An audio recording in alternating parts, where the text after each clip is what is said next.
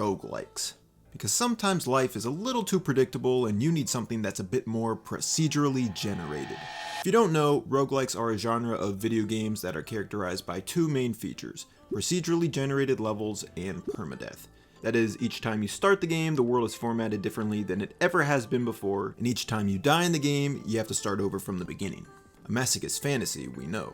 This simple yet addictive formula has exploded in popularity in the last decade and a half, and luckily for you, the team here at Nordo were proud early adopters. We've sunk literally thousands of hours into roguelikes across different games and platforms, so we thought it'd be fun to catalog all the ones we've played here in an algorithm-friendly ranking video. Before we get started, there are a few things to say. First, some of the games on this list only I, Noah, have played, and some only I, Josiah, have played, and some we both played. You can't tell the difference between our voices, so the distinction doesn't really matter, but just know that this is a collaborative effort between the two of us. Second, we don't know the difference between roguelikes and roguelites, and at this point we're not trying to learn. Anyone who makes a big fuss about the difference between roguelikes and roguelites is just trying to sell you something, so to us, they're all roguelikes, which means for the time being, they're all roguelikes to you too. Third, there are some roguelikes that we haven't played yet. Spelunky, One Step from Eden, Crypt of the Necrodancer, FTL, Noida. I wouldn't know because I never played it. There are a lot of greats that we'll play someday, but for now they won't be on this list. There are also other roguelikes like Rogue Legacy 2 and Vampire Survivors that we have played a little bit, but still not enough to be able to rank them confidently here. It's a big world out there with a lot of roguelikes to play, so we'll stick with these 15 for now, and maybe hopefully make another ranking video or tier list in the future with even more roguelikes on it. Lastly, keep in mind that while this is technically a subjective ranking based on our own opinions, we also have a combined IQ of 150, so I think we know what we're talking about.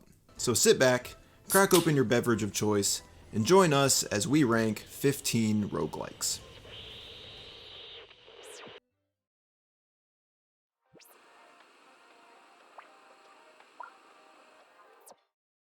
So starting off our list at number 15 is the deck builder / gambling simulator Dicey Dungeons. In this game, you play as an adventurer who has been turned into a die by Lady Luck, who must roll their way through layers of the spicy dungeon for a chance to win their freedom. Instead of chucking dice at enemies like you might expect, combat involves rolling dice and using them on different pieces of equipment to deal damage and apply status effects. The game is definitely charming with its storybook art style and colorful cast of characters, but I personally find the gameplay slow. Admittedly, I haven't put a ton of hours into the game, but from what I have played, there doesn't seem to be enough moving parts to keep things interesting. Roguelikes rely so much on item pools and synergies and modifiers to make each run feel unique, and unfortunately I didn't quite get that while playing this. I just kept thinking I'd rather be playing Slay the Spire. You might disagree though, check this one out for yourself and see what you think.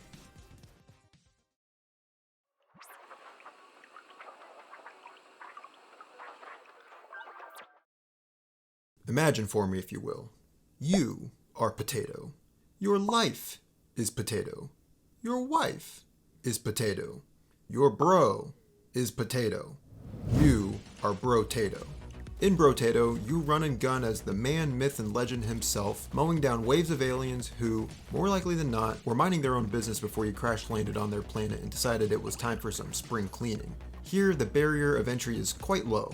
You pick up a couple of weapons, items, and upgrades, and proceed to run around while the game's auto-fire mechanic does all your dirty work for you. Amongst all of the entries on this list, this game is likely the most basic in its design and execution, but that isn't necessarily a negative thing. Runs are enjoyable but don't take too long, combat is simple yet still allows for diverse builds, there are dozens of playable characters, each with their own modifiers, and perhaps best of all, it's cheap, currently selling for $5 full price on Steam. Considering this game is still in early access as of releasing this video, we can only wait in anticipation for the official release and the many inevitable updates that will come in time.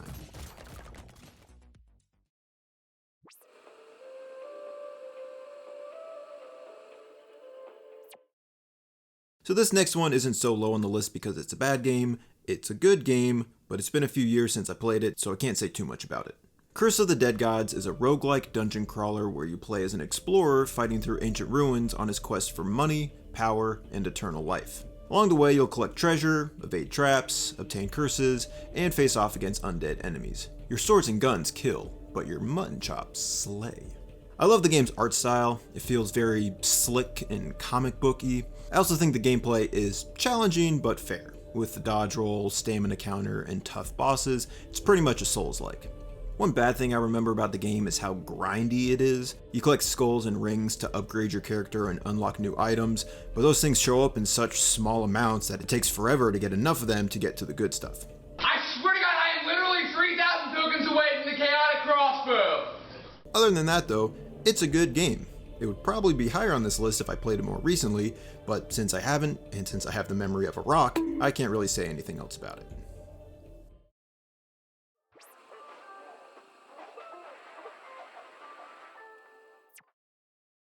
Skull the Hero Slayer is a platforming roguelike where you play as Skull, a skeleton who must save undead kind from the villainous humans. The biggest mechanic of the game is how you can swap your starting skulls with skulls you find during your run that grant different attacks and playstyles.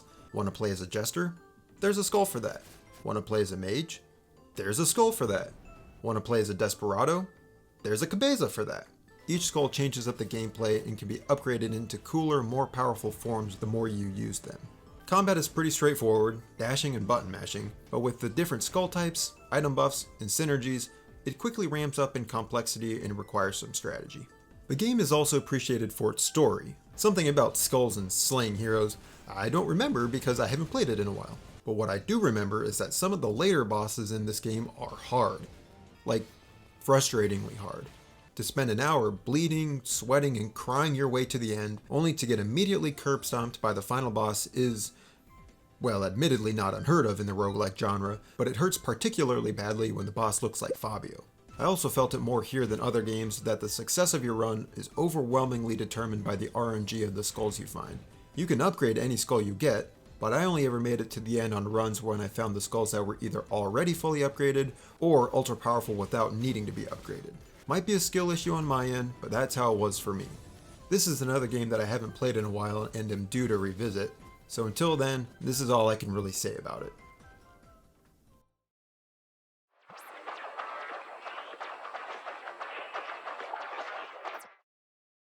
Coming in at number 11 is Neon Abyss. This is a side-scrolling shooter where you collect different guns, items, and egg buddies to help you take down the baddies of the depths and become OP.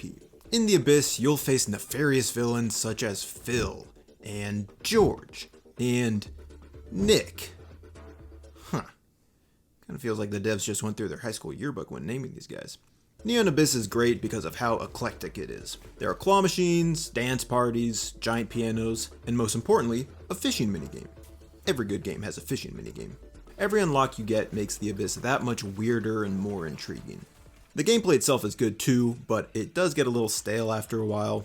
Every roguelike is repetitive, that's kind of the nature of the genre, but this one just feels more repetitive. There are a lot of cool weapons and items to get, but there are also a lot of weapons and items that are just iterations of other weapons and items, which makes picking them up not that exciting. The game is fun for sure, just don't expect to get the mileage out of it that you might get out of games higher on this list.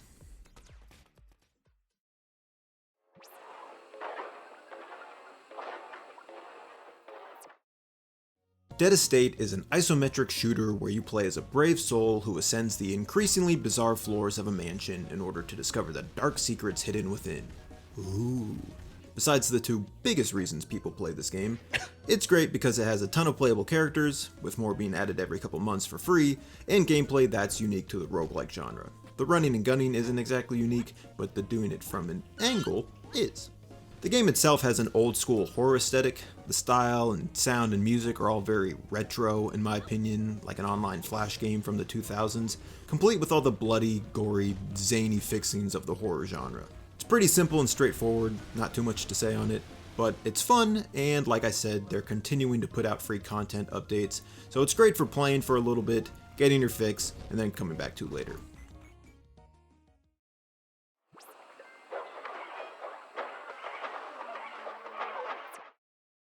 So, you're listening to legendary freestyle rapper, singer, songwriter Watsky's Undermine, and think to yourself, they really ought to turn this into a game. Well, my friend, have I got good news for you. In Undermine, you play as a verbally abused peasant who is forced to delve into the Undermine on orders from the Archmage to figure out just what the heck is going on down there. In the Undermine, you swing your pickaxe around, chase off little slime creatures, and defile rotting corpses for loot.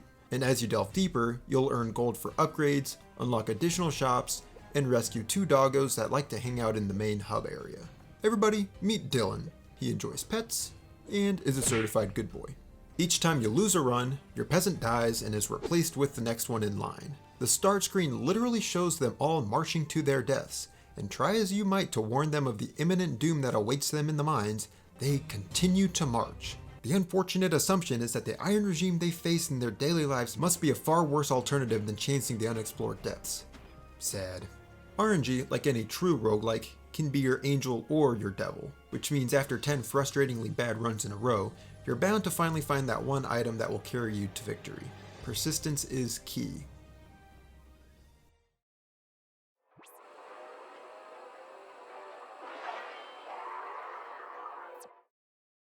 What do you get when you take a group of strangers, lock them in a labyrinth, and watch as they're eliminated one by one by the Lovecraftian horrors within?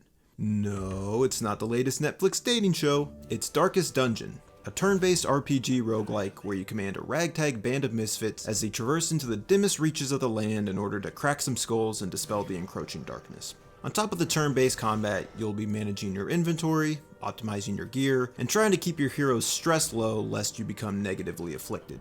I too become hopeless the moment I experience the slightest amount of stress. You'll also try in vain to not become emotionally attached to your adventurers, only for them to each be picked off one by the unforgiving forces of darkness and or syphilis. Don't worry though, you can just replace them with a new adventurer who looks exactly like them, so it's like nothing even happened. This game has a pretty steep learning curve and involves way more tactics than the average roguelike, so it's definitely not for everyone, but if you're into gothic horror and are looking for a challenge, you'll probably enjoy it.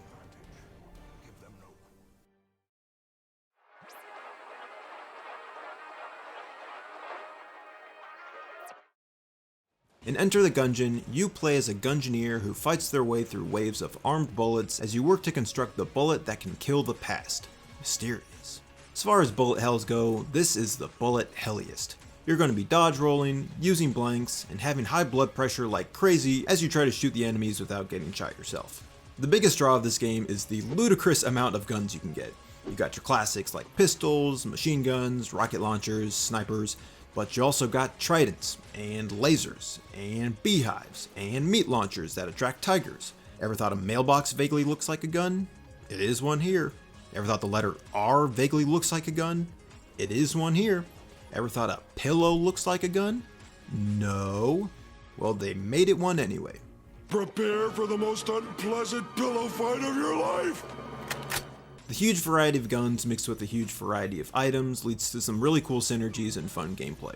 The game has several different modes you can play in to keep things interesting, and even has an elevator you can use to fast travel to different floors so you don't have to start each run at the very beginning if you don't want to. Technology sure has come a long way. My only gripe with the game is that once you unlock rainbow runs, there isn't a huge incentive to go back to the regular game mode. Rainbow runs make it so you receive an A or S rank item every floor instead of the normal RNG, and are factually the best way to no-hit bosses and beat the game, so they're fun to do, but they make returning to the original game mode frustrating and slow. Maybe rainbow runs are just a crutch and I'm actually just bad at the normal gameplay. I got no shame.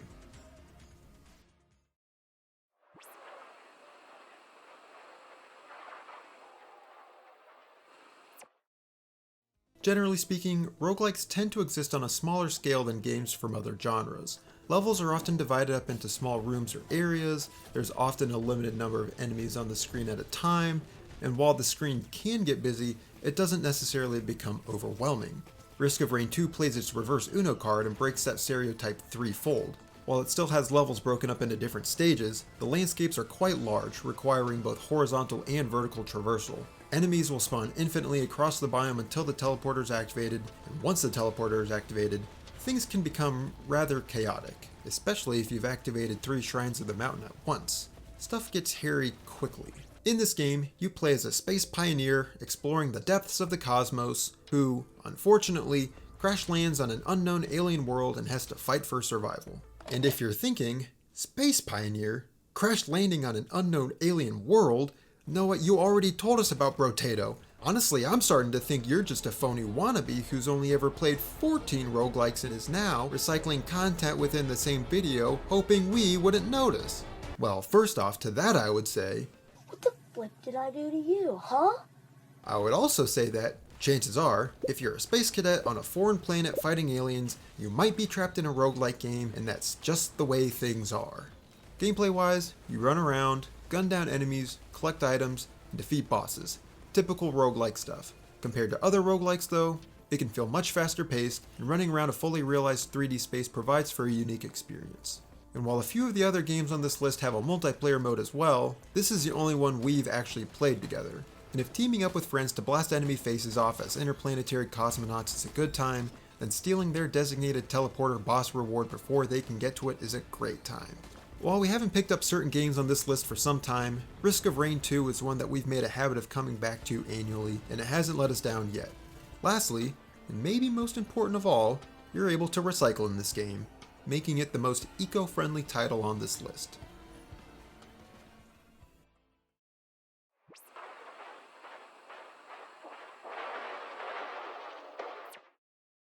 The ultimate blend of the Metroidvania and roguelike genres, Dead Cells pits you against vermin and villain as the Beheaded, a no-nonsense undead warrior hell-bent on getting some good old-fashioned revenge against the king and his underlings. It's safe to say that, unlike most other entries on this list, Dead Cells has a much smaller emphasis on RNG when it comes to winning runs and relies primarily on skill and know-how to beat it. Don't expect to stumble upon the holy grail of weapons or skills that more or less give you an instant win. With this game, it's literally get good or go home. Dead Cells scales its difficulty using boss cells, of which 5 boss cells is the toughest. Remember what I said about this game being primarily skill-based? Well, let's just say I've only barely made it to 3 boss cells using the cheesiest of builds. It's a tough game that requires mastery of both combat and managing mutations and affixes to min-max your build, something of which yours truly hasn't quite gotten a hold of yet. Psyche, if you're out there, I'm sorry. I failed you. Despite the difficulty, messing around with all the different weapons and skills at leisure is a great time. Defeating enemies with multiple different frying pans, magical playing cards, and a literal shark is good stuff no matter how good you are at the game. And even though this game has been out for over 6 years now, it's still getting regular updates and DLC releases, growing the number of weapons, biomes, bosses, and ways to end the game.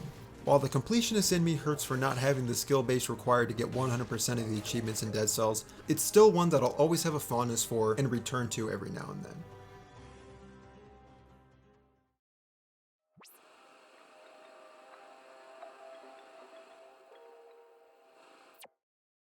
So if Dead Estate is Evil Dead and Darkest Dungeon is the Call of Cthulhu, then this next horror-inspired roguelike falls somewhere between the Blair Witch Project and like Coraline. I'm talking about Inscription, a deck-building roguelike where you play Magic the Gathering against this guy named Leshy. Relax, he just wants to take some pictures. When not sacrificing squirrels for the greater good, you'll be pulling teeth, Frankensteining cards together, and uncovering the mystery of what Inscription, that is the game inside the game, really is. Because if there's one thing that this game is not, it's predictable. I don't want to get into it here because the twists and turns are worth experiencing for yourself, but just know that this game is unlike any game you've played before. I just love the vibe of Inscription.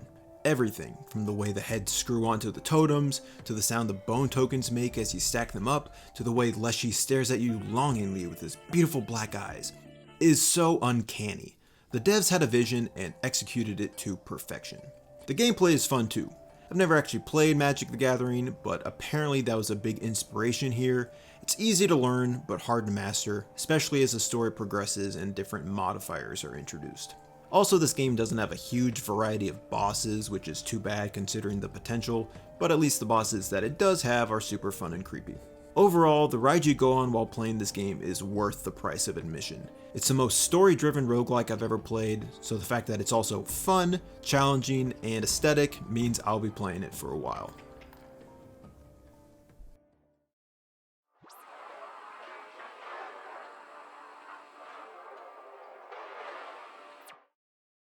If you've had an ear to the gaming ground the past couple years, then you'll know that a little roguelike called Hades made waves by winning the Game of the Year award at the Game Developers' Choice Awards in 2021. When an indie roguelike gets enough mainstream attention to beat out AAA juggernauts like Ghost of Tsushima and The Last of Us Part 2, you know it has to be good.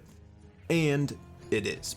Hades follows the story of Zagreus, the son of Hades who must fight his way up the mythological layers of the underworld in order to learn about his past, reunite with his estranged god family, and see what life is like on the surface. To help you on your quest, you make use of various weapons, buffs, and boons bestowed to you by the gods of Olympus. I like getting boons from Aphrodite. And when you're not slaying the creatures of the underworld, you'll be building relationships with different characters, refurbishing the House of Hades, and staring at the poster of Aphrodite in your bedroom. As you've probably heard, one of the most amazing feats of this game is the sheer amount of unique dialogue available. Every character is expertly voiced, and throughout the 60 or so hours it took me to complete the game, I don't recall any piece of dialogue ever being repeated. Every time you encounter someone, the dialogue is fresh, compelling, and drives the story forward, which is something that very few other games accomplish. This feature alone makes the game worth playing. But there are also other features to love. The art style is immaculate with its vivid colors and deep mythological inspiration. The different weapons and boons each change up the gameplay pretty significantly, and they're all balanced enough so as not to pigeonhole the player into only using one weapon or one god's boon. There's a fishing minigame. Every good game has a fishing minigame. From top to bottom, Hades does it right. It's fun, it's smooth, it looks great, sounds great, plays great. It's just a great game. If you've never played a roguelike before, this might be one of the best titles to introduce you to the genre, and if you have played roguelikes before but have somehow missed this one, you should definitely check it out.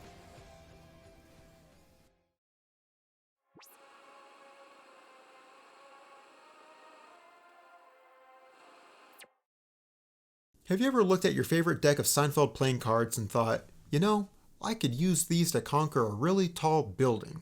Since the answer is obviously yes, you must already be familiar with Slay the Spire, the genre's premier deck builder. Here, your goal is simple. Collect cards, relics, and potions so you can climb the many steps up to the top of the spire. Why exactly are you slaying the spire, you may ask? Because. That's why. There are 4 different characters you can play as, each with dozens of their own unique cards and methods of beating the game. Ironclad the Chad focuses on strength and exhausting cards at pinnacle moments to deal major damage. Silent utilizes shivs and poison to whittle away at her enemies, and she's not like other girls.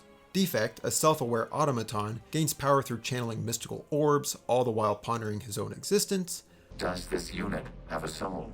And Watcher, the self-appointed hall monitor of the group who reminds the teacher about the assigned homework, uses different stances to deal absolutely disgusting amounts of damage. Slay the Spire shines in how it forces you to adapt your strategy based on what items you find. If I take this card, I can prepare this build, or I have this relic, therefore this setup will be the most effective. It's all a game about adding and removing the right combination of cards based on what you're offered that will let you set up the game-winning blow. Additionally, after playing the game for so long, you start to see the versatility offered with each card and how even cards that seem less useful initially have the potential to be powerful. Each card, when used at the right time and under the right circumstances, can be the one to win you the game. Slay the Spire excels at putting you in sticky situations that seem impossible to get out of, only to then let you prove that idea wrong by playing your cards right and utilizing your relics flawlessly to achieve victory. And that, in and of itself, is pretty rewarding.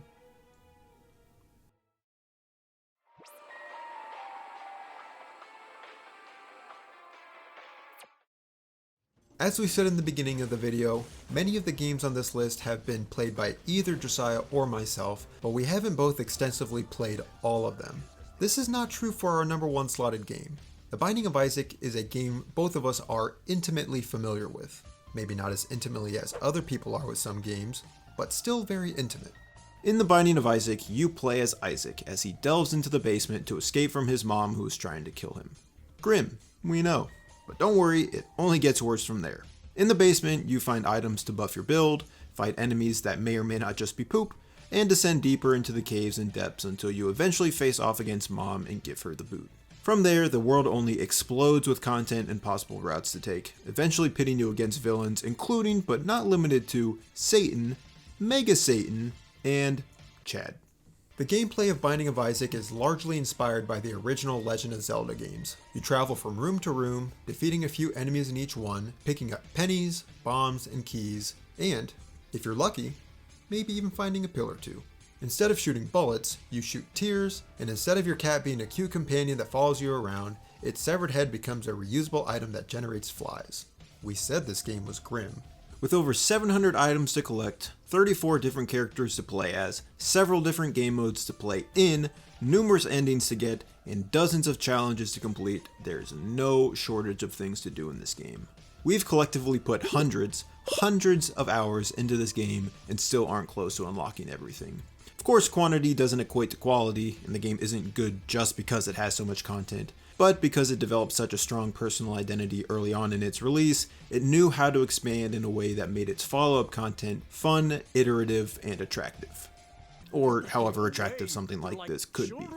Honestly, there isn't much to say about this game that hasn't already been said, since, you know, it's at the top of like everybody's favorite roguelike list. But that won't stop us from cutting ourselves off here so we can make a whole video about it in the future. For now, it's enough to say that, for us specifically, this game works. Where each other game on this list has had its time, The Binding of Isaac has a way of coming back around time and time again. Man, what a journey this past approximately 20 minutes has been. We ranked some games, we drank some beverages of choice, and most importantly, we had fun. I don't know about you, but we like top 10, top 15 videos, and we like roguelikes, so to us this video just made sense. Hopefully you enjoyed watching it as much as we enjoyed making it, and like we said, since there are so many more roguelikes out there that we haven't played yet, we hope to play them at some point and either update this list or make an entirely new list and video in the future. We're curious to hear what games we missed or how you would have ranked these games differently. There are no wrong answers, except for the ones that are.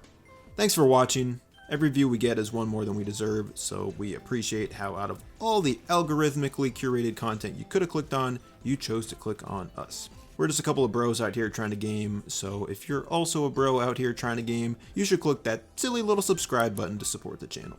Stay tuned for more videos like this that may or may not take several more months to put out. Nobody really knows, least of all us. Above all, make sure you live, laugh, love, and that's it. Have a good day.